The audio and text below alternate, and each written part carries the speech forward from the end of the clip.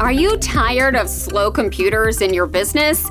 Does your team complain about their devices because everything just seems to take longer? Before you decide to replace your hardware, let me tell you some simple ways to speed up Windows 10 and 11 computers. First, restart it.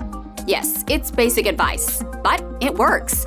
Restarting clears the background processes, applications, and memory data, often resolving common performance issues.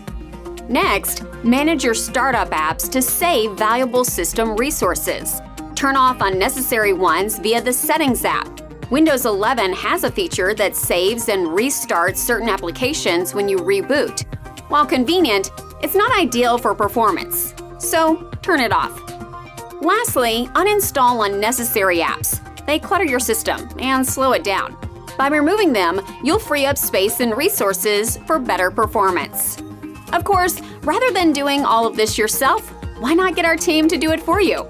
They can check every aspect of your computers and network to look for other hidden problems. That's your tech update. More next week.